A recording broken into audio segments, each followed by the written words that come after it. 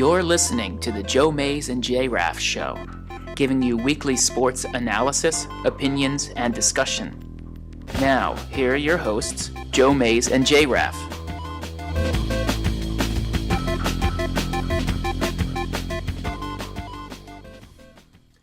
Well, good evening, everyone, and welcome to the 169th episode of the Joe Mays and J-Raff Show. I'm one of your hosts, Joe Mays, and alongside me tonight is not co-host J-Raff. He's trying to get a little healthier here this weekend. He hasn't been feeling good, so we wish him well. But joining me this evening will be back for probably the third or fourth time now, and second as an actual host is my dad, Bill. Hey, good evening, everybody, and hopefully I'll do such a good job. We can just write off the other guy, and it can be the Joe Mays and the W. Mays show. Oh, that's the goal. Okay. Yep. All right. Well, we'll see about that. But we won't be talking much Eagles if I. Oh, okay. That's the reason that you came on after last week's show. You wanted to make sure that we didn't repeat that. Right. Okay. Yeah. Last week we talked pretty much all Eagles the entire time. We talked a little bit of college basketball at the beginning, updating everyone on our bracket challenge, which we're going to do again this week. But then we talked about the NFL offseason and primarily what's been going on with the Eagles because of how active they've been and the controversy surrounding Chip Kelly's moves with LaShawn McCoy and Deshaun Jackson last year, Jeremy Maclin not being brought back, and guys that they brought in, maybe his reasoning not exactly matching up. But that was covered exclusively last week with Justin. So this week we're going to kind of just bounce around a little bit, start with the basketball, probably end up talking about a lot of football, touch a little bit maybe on the Phillies and baseball, and I have a couple things that we could possibly touch on following the NFL draft, which is about a month away. So, football alive and well in the show as always. So we'll definitely be talking that as often as possible. So before we move on to giving you an update on our tournament challenge, the ESPN bracket challenge for the college basketball, with a game that's actually going on right now between Duke and Gonzaga, that will be the last team to make the Final Four will be the winner of that game. But before we do the college basketball, I do want to let everyone know that this is an interactive show. We love to hear from our listeners. One of the most active listeners is here tonight, so I don't know if we'll have any people calling, texting, emailing, or whatnot, but there are multiple ways you can contact the show.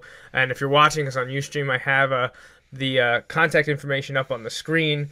One of the most interesting ways to do so is by calling the Mays Sandwich Shop hotline, and you can do that by dialing 530-563-6297. Again, the Mays Sandwich Shop hotline is 530-563-6297. That'll get you on the show live. One of the easier ways for us is to do it through the Mays Sandwich Shop email inbox, and you can send email to joemaysandjraff@gmail.com. Again, joemaysandjraff@gmail.com. We also have social media presence, primarily on Facebook and Twitter. You can like our fan page at Facebook and follow us at Joe Mays and J-Raff on Twitter. So the basketball, again, going on right now is Gonzaga-Duke. That's the last Elite Eight matchup going on. The winner of that will advance to the Final Four. And the winner of Duke-Gonzaga will be joining Kentucky and Wisconsin, and the winner will play Michigan State, who beat Louisville today. So Tom Izzo, again, taking his Michigan State Spartans to the Final Four, moving right along. The Spartans were a 7 seed this year, and now they're playing in the Final Four. Louisville was a 4 that they beat. Duke and Gonzaga are 1 and 2. To accept, press 1. To send a voicemail. Duke and Gonzaga are the 1 and 2 seeds, so they're battling out right now. And we know on the other side of the bracket, Wisconsin and Kentucky are both 1. So it's kind of expected pretty much all throughout, at least getting it this far. Not really many surprises. Wisconsin, Kentucky, Duke all 1s. Gonzaga 2, so whoever wins there, not a real shock. Michigan State, as a 7, a bit of a surprise, but knowing Tom Izzo and Michigan State's history in the tournament, I guess we shouldn't be too shocked about them making it this far. So, I think the last I knew, right before the show started, Duke was down by 2 to Gonzaga with about 15 minutes to play, but I know they've been rolling on. But if they play the game at all like the Michigan State-Louisville game, the final 90 seconds, I believe, took like 45 minutes to play. So it's basketball sometimes can be drawn out. So let's quickly touch on the tournament challenge, the bracket update. Again, we had about 30 brackets entered in our tournament challenge, and I'll bring that up on the screen. For those of you watching, you can follow along here where you stand. So up in first place, just like last week, I believe near the top was Steph Mays. She is number one all alone with a total of 820 points. Unfortunately for her, she had Villanova winning the tournament, so she's not going to get the maximum number of points that she could have. She more than likely will not end up winning the tournament because there's plenty of people that have their champion remaining, including kind of our control, the chalk picks that we do every year where the top seed wins every single game, which obviously would mean Kentucky would be the champion. They're still alive. So the control bracket is there in second place. Then there's a multi-way tie here in third amongst a lot of people familiar with the show, including Rich from New England, your brother, Ryan, who won last year, then your fantasy football coach in our fantasy football league, your nephew Todd. Then there's me, tied for third with my second bracket, and then your other nephew, Matt, all tied for third. So there's a lot of people on there. We all have 800 points, and all of us still have our champion alive. There's 2 with Wisconsin. That would be Rich and Matt. 2 with Kentucky, Todd and me. And then last year's winner, Ryan, has Duke. So this is a big game for him. Looks like J-Raff's wife is in 9th place. She's holding on strong. Justin's mom is in 13th. Justin's in 14th, so he's losing to both his wife and his mother. So I'm sure he doesn't feel good about that. But you're way down here at 19th. I know. Both of them. I didn't do good at all. I can hope for a couple points with the Duke game if Gonzaga wins. Yeah, so that game is going on. We'll try to keep you updated with that. I do want to point out that our basketball analyst, Adam, is down at 23rd. So, one of the reasons my number one bracket is way down at 27th is because I listened to him when he talked and kind of hyped up Iowa State. Well, you see what happens when I listen to this so-called expert that we have here giving us information. Yeah, we were way down there. Now, you're in 19th, but Pastor Jeff is also down at 25. So, a couple years ago, you guys won it and came and joined us on the show. This year, you guys are struggling a little bit. I have Kentucky, but there's too many people ahead of me that have that. So, at least I can move up and not hopefully stay as low as I am. Yeah, so that's kind of update on our bracket challenge. Again, unfortunately, my daughter, the 2-year-old that filled out the bracket and was winning after the first few games, Duke beating Utah the other night, that was kind of the dagger. That sealed it. So Natalie will finish in last place, but I'm sure she'll come back stronger than ever next year. But again, my aunt Steph is in first place for the time being. Control is in second, the chalk picks, but then a whole bunch of people in third vying for that top spot. And there are a couple people lower down, especially Jamie, who has Duke and a lot of points left to go. I don't think she can win because I think if Duke wins, Ryan will win again. But Jamie could see a big jump should Duke win, and actually also Cheryl, who also has Duke. So Duke wins will propel a lot of people into the top 5. So definitely make it interesting. But we thank everyone again this year for playing our tournament challenge. It's one of the probably the most interactive things we do all year. Get a lot of people involved with the show, and we thank everyone for joining, and hopefully we can make it bigger and better next year. Maybe one of these years actually give something away other than a chance to appear on the show and talk about a sports topic. So before we start anything with us, we do have a caller already on the line. So I want to welcome in our caller. Who's joining us this evening? You have J-Raff with you. Or in this case, maybe to better explain it to the co-host, I am the DeMarco Murray to the Darren McFadden that is taking my spot. All right, so for those of you unaware, that is actually co-host J-Raff on the line. I hope that you're recovered enough that you're able to dial the phone this evening. Yes, yeah. Yesterday was a little rough, but today is a little bit better, but still unable to make the show. I'm sure co-host Bill will do a fine job. Probably about 500. Playoffs, not much damage. I'm sure what prompted your call was the beginning barrage where you just kind of berated us for talking Eagles last week. So I'm sure that's why you're calling us right now. That was it. I was interested. The March Madness. I kind of find it interesting. I mean, the Big Ten gets more, at least before this year. I feel like they got a lot of respect in basketball. But even when it comes time to it, I think people discount them a little bit, and yet 2 of the 4 Final Four teams are Big Ten teams, and yet, you could end up with a rematch of the Big Ten championship game in the national championship game. Now, I don't think that's likely. That would mean Michigan State as a 7 would have to be Duke or Gonzaga, and Wisconsin would have to upset Kentucky. But, I mean, I know that's not what the TV execs or anyone, kind of wants to see, but I think it would be funny if we ended up with the rematch of the Big Ten championship game. Yeah, I saw someone mentioning, I'm sure it was a Michigan State grad, saying how great of a run Michigan State is having in sports over the last 3 or 4 years. I think multiple trips to the Rose Bowl, back or a couple trips to the Final Four. It's just Michigan State athletics has been quite strong. But I do think you hit on a topic that Big Ten doesn't seem to get enough credit. And obviously we're all biased. All 3 of us here, we're all huge Penn State fans. So even though the Big Ten hasn't been always keen about us being around and has treated us harshly over the last few years, we still end up going back to, conference pride. And I think all of us want to see the Big Ten survive because it just helps seeing your big rivals do better, because then it's sweeter when you beat them, and it also helps build up your reputation. Right. I think what hurts the Big Ten in basketball and in football so much is that the weak teams tend to be really weak. And that kind of hurts.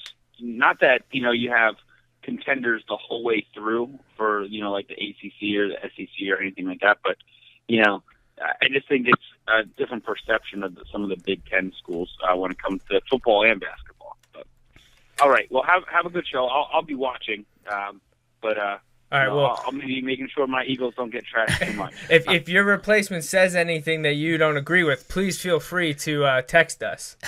Hope you feel better. I'll stay in touch.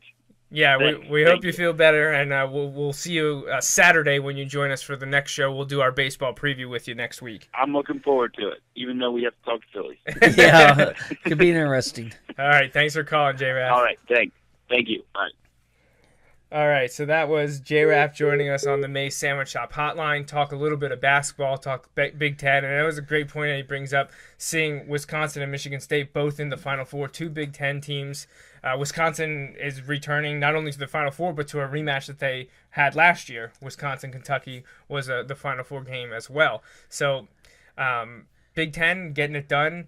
I do think I like Tom Izzo. I have no problem with Michigan State. It's cool to see a 7 seed there. It would have been also cool to see Louisville advance with the potential to make a Louisville-Kentucky in the championship game. Nice. That Kentucky might have imploded over that, because that is a huge rivalry. I know it doesn't get as much national claim to fame as a lot of other, and I'm not just talking college basketball, I'm talking rivalries in sports world in general, pro or college. But Kentucky-Louisville basketball is probably one of the nastiest rivalries there is. So to have that play out in the championship game, that would have been interesting. But I like seeing the Big Ten teams in. And Duke Gonzaga is another one. It's a difficult one for me because Penn State's never had a very strong men's basketball program, at least while I've been growing up. While I was growing up in high school and attending college there. A few years ago, about 5-6 years ago, they won the NIT, but it's not the big dance. It's not March Madness. I think in 2001, when I was a sophomore in high school, they upset North Carolina and made it Sweet 16. That was amazing, but since then, what have they done? So you always kind of come up with a couple other teams just to keep it interesting that you root for. One of mine was always Syracuse. I don't really know why. But I attended a game the year that they ended up winning the national title. It was the 02-03 season with Carmelo Anthony as a freshman. I went to a game there where they came back and beat Pittsburgh. I've talked about it multiple times. So Syracuse was always a team that I pulled for as well. Now, I'm a little frosty with Jim Boeheim ever since the Paterno thing. Syracuse also has have their own issues going on, and they're not in the tournament this year or probably for the foreseeable future. But there's also one other team that I just liked. And maybe it comes down to their coach, maybe it comes down to the play style. I don't really know. But I think you're in agreement, and you know what I'm going to say. I've always liked Duke. Yep. And I know there's people hate Duke. They absolutely hate him. And I don't know if it's another one of those things that they think there's an arrogance because there's a good academic school, it's a good athletic school. You put them together, a lot of times you get a lot of jealousy. I don't know why you would ever not like Coach Krzyzewski. I think he's one of the most genuine and classy guys that there is in the sports world. So I don't get the Duke hate unless you're, a North Carolina State, previously Maryland. Like, if you're one of those fans of the rivals, okay, I understand that. But if you're not a fan of one of their rivals, why do you hate Duke? I never really understood it. It's a winner. I guess so, yeah. People get jealous of winners. I guess that's what it is. This is for your partners' sake. That's why the people don't like the Cowboys. Oh, okay. Is that why?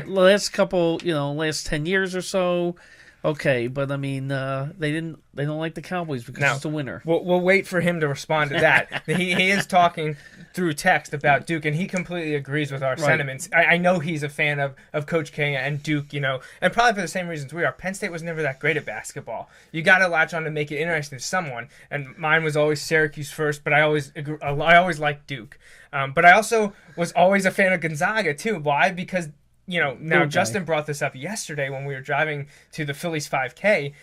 It was, I think, in 1999, it was like 16 years ago that they made it into the, I don't know if it was a Sweet 16 or farther, but they kind of burst onto this scene then, and everyone kind of rode with them for a while. Well, here they are this year in the Elite Eight facing Duke. So I'm probably pulling for Duke just because in the grand scheme of things, I want Coach K to do well. I want to see him in the Final Four with the chance to make the national title game again. But I think any way that it plays out, the CBS and the NCAA and college basketball wins because these matchups are incredible. Yeah. Kentucky against Wisconsin, 2 number ones, great rematch from last year. Then, like we already mentioned, the Louisville-Michigan State, that was a great game, one of the overtime storylines with Tom Izzo. Could have been great storylines with Louisville going to possibly meet Kentucky in the final. Duke, a team that everyone loves or everyone hates, a class program playing an upstart, and now I know it's been almost, we're working close to 2 decades now that they've kind of burst onto the scene, but it's a team that everyone associates with March Madness, Gonzaga. Yep. So to have both those teams left and to have a Final Four made up of whatever combination it ends up being, I think college basketball won this year, and I did see that the Kentucky-Notre Dame game was the most watched college basketball game in cable TV history. Oh, really? So they're definitely putting up the numbers. Do you have anything else to add to the college basketball before we move on to whatever else we're going to talk about tonight? It kind of is all up in the air. We have no real direction. We're just kind of throw together and see what sticks. To update you on the basketball, there's about 5 minutes to play in the second. I have no idea how up-to-date the scoreboard is, but 5:43 left in the second, according to ESPN. Duke leads Gonzaga by 2, 53-51. So it looks like it's going to be another close game, another exciting finish. So if you're near a TV, turn on CBS, and definitely pay attention to that one with a trip to the Final Four on the line. It should be a good one. Yeah, I just, like you said, Duke class team, and also I love the coach. So you have, like you said, you have to pick somebody to really like over the years, and that's, I always like Duke. Absolutely. Completely agree. So, all right, moving away from the basketball really quickly, we're going to talk a little football to round out the show here, the last 10 minutes. But first, I'm going to touch on a couple Phillies things that came out recently. I know Justin and I are going to do our full baseball preview and spend most of the time next week talking Phillies. But this evening, a couple things came out about the Philadelphia baseball team, and that is Cole Hamels, surprise, surprise, is named the opening day starter. I know that should surprise no one with Cliff Lee injured and pretty much no one else left in the starting rotation. Cole Hamels is going to be the open day starter. And it looks like their number 2 is going to be Aaron Harang, who has also been dealing with injuries to start the year. But they don't have anything solidified behind that. But it looks like David Buchanan and Jerome Williams will be some order, the 3 and the 4. And then number 5 starter is still being decided between Sean O'Sullivan and Kevin Slowey. if you're sitting here listening, are you talking about the same Phillies team that we've been watching the last 6-7 years? No, I'm not, because it's a completely different Phillies team. You probably don't recognize any of those names except maybe Cole Hamels. Especially if you're just a fan that bounces around and watches him in the summer. Aaron Harang is a name that I'm familiar with. He's been in the league for a long time. You should be familiar with David Buchanan if you were watching the Phillies last year, but Jerome Williams, Sean O'Sullivan, Kevin Slowey. The only other one on the list that you probably have heard of before, Chad Billingsley, he's still working his way back. He's recovering from pretty much 2 years of lost time because of injuries, but he's a local guy. He lives in the area, so the Phillies gave him a shot after some injuries. He was with the Dodgers when the Phillies were battling the Dodgers in the playoffs all those years. Billingsley was one of their guys. He had 2 right elbow surgeries. Now he's in the Phillies organization trying to make the roster, trying to make an impact. But his wife is from the area. They live here. The Billingsley do a lot of work with the Animal Rescue League. So he's one guy that I know that my family is pulling for, hoping that he can do something and resurrect his career here. And then, hey, maybe he'll be a trade chip come the deadline, or they could sign him to a couple-year deal at the end of the year if everything goes well. But Cole Hamels is your opening day starter. Are you surprised by that? No. Because did you recognize any of those other names? I didn't recognize any of them. Exactly. So Justin and I will talk more about pitching and Phillies next week. But the other thing that was mentioned by manager Ryan Sandberg today is the Phillies outfield is taking shape now. And Ben Revere will be moving from center field to left field, and Odubel Herrera will be in center field. You probably have no idea who that is either, because I'm very unfamiliar with him as well. But to start the season, Revere will be in left, Herrera will be in center. Herrera is a Rule 5 draft pick that the Phillies have to keep on their active roster, their 25-man roster, or he gets returned to the team that they poached him from. It's going to be another interesting year. Obviously, in right field is going to be Dominic Brown. That's where he'll be playing. But you've heard of Ben Revere. We know Dominic Brown, but Odubel Herrera, probably not familiar. We're not even going to touch on infield because those guys you're probably familiar with, at least on the right side, where Ryan Howard will be probably in the platoon starting at first, Chase Utley's at second, Ruiz will be the catcher. We know Hamels is the starting pitcher. But shortstop will have a new guy this year with Jimmy Rollins sent packing. We think we'll see some of Darren Ruff this year. He'll probably stick with the big league team, but I don't know if Cody Ashley will stick at third base. Shortstop, you think maybe would be Freddie Galvis, but they've been playing all kinds of different people throughout spring, that's the time to do it. You don't have to do it in the regular season. But I guess what I'm trying to say as I draw this out is the Phillies are going to be god-awful this year. I was going to say, I'll be ready for football by Memorial Day already. Opening night is, I believe, a week from today is opening night, and then opening day is a week from tomorrow. But I don't know if... It would surprise me if the Phillies didn't finish in last place. So, and I'm not sure I necessarily mean in the NL East. I might mean in all of baseball. All baseball. But hey, the best way to build in baseball is through the draft. You can price yourself out of free agents. You don't always want to do trades, which it helped a little bit in the short term. But now the Phillies farm system's a little bare. They need to start stocking that up again. And there's some prospects down there that are interesting, but they're nowhere near where they were in the late 90s, early 2000s, which led to this incredible period from 2007 through 2011 that saw them make 5 straight postseasons, win 5 straight division titles, win a World Series, go back again a year later.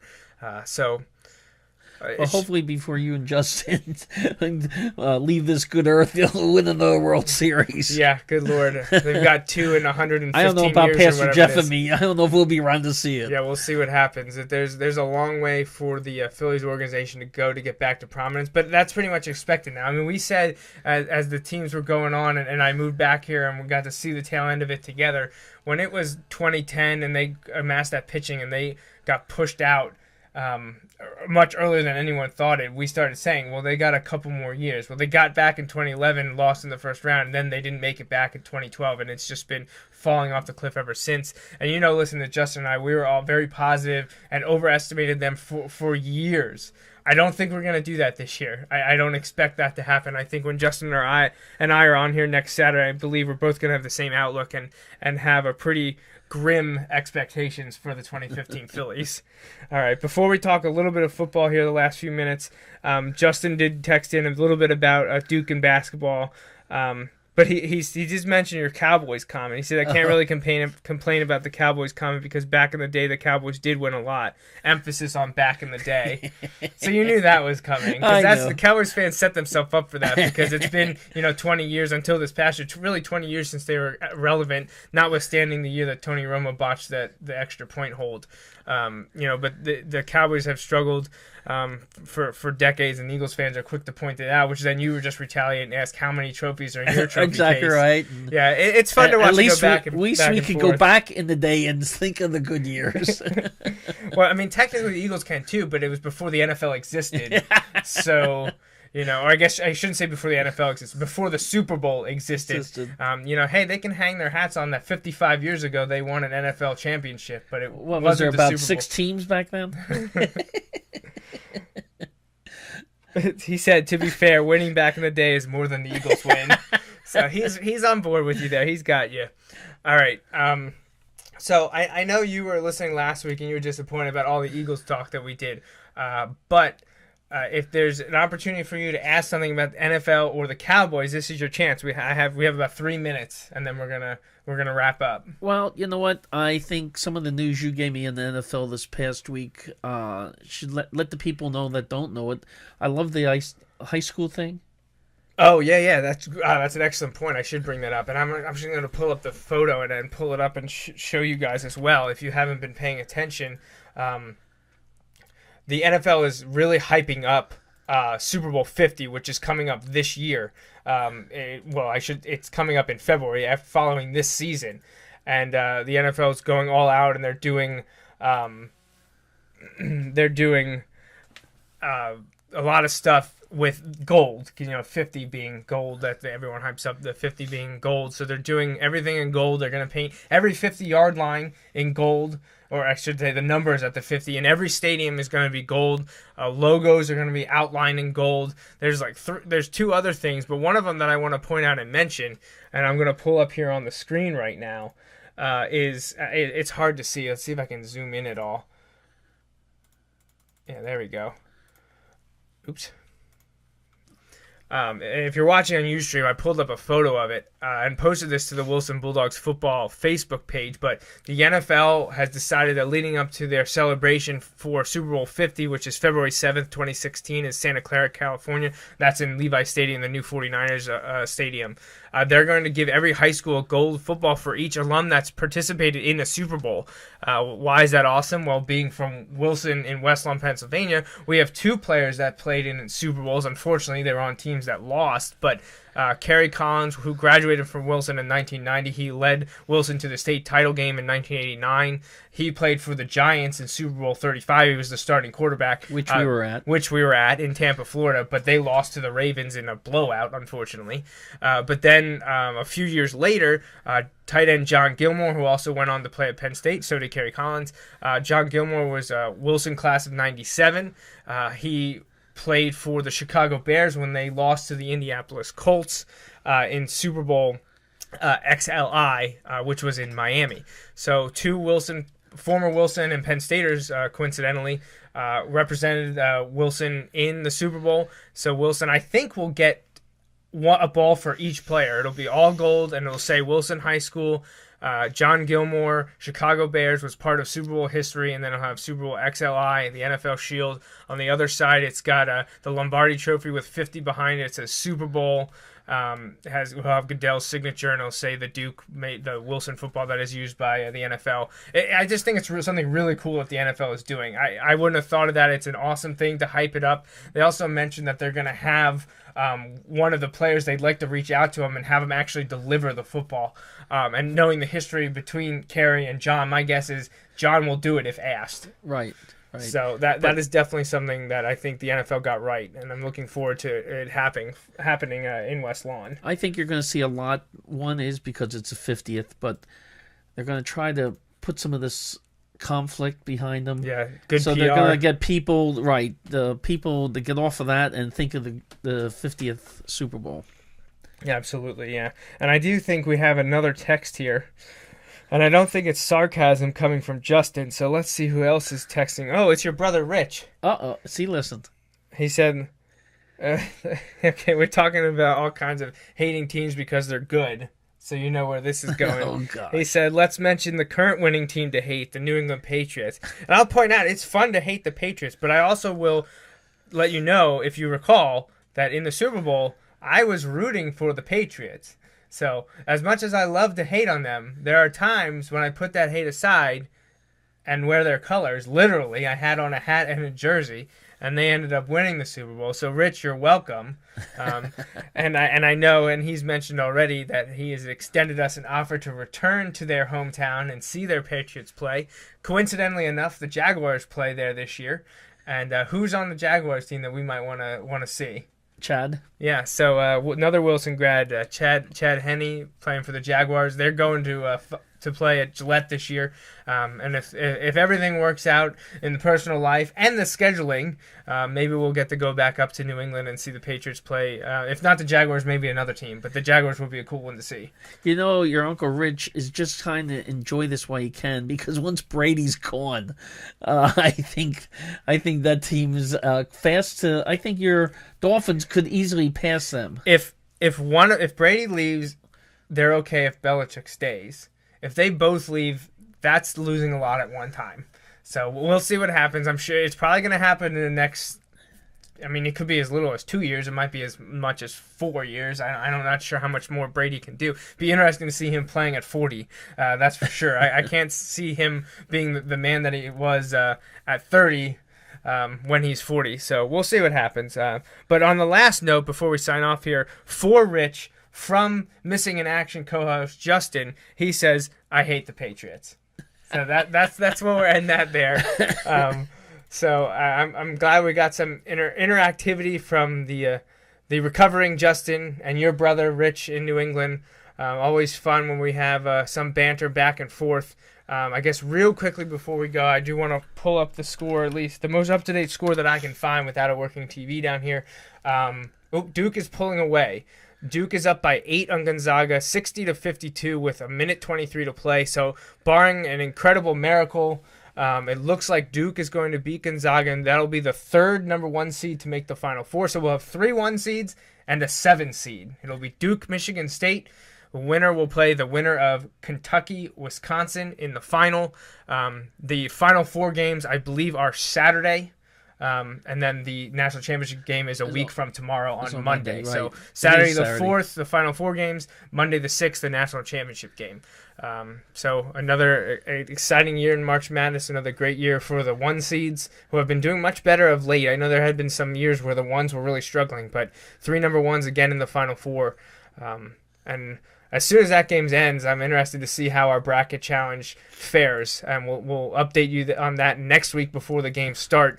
Justin and I, when we do the baseball preview, we'll update the bracket challenge and see where we stand with just 3 games left to play, the 2 Final Four games and then the national title game. So anything else to add, Bill? Yeah, do you know what time you're on next Saturday? Oh, yes. Before we sign off here, we'll do a little bit here at the end. Next episode, show 170. Justin will be back with me. We're going to do it on Saturday, April 4th, Sunday the 5th being Easter. So we want to spend time with our family, but we don't want to miss a show. So Justin will be joining me here in studio to talk baseball. We're going to do a 2015 baseball preview focused primarily on the Phillies. And if we have listeners that want to hear us talk about the Red Sox, I don't think we'll do that for them. So we're going to talk Phillies and baseball in general next week with Justin back here.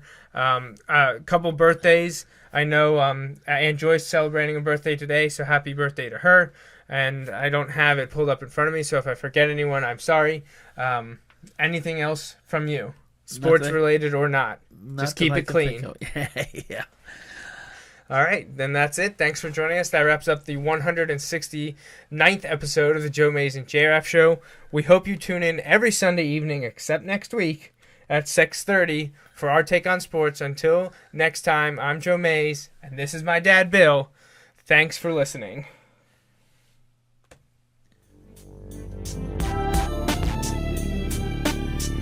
thanks for listening to the Joe Mays and J-Raff Show.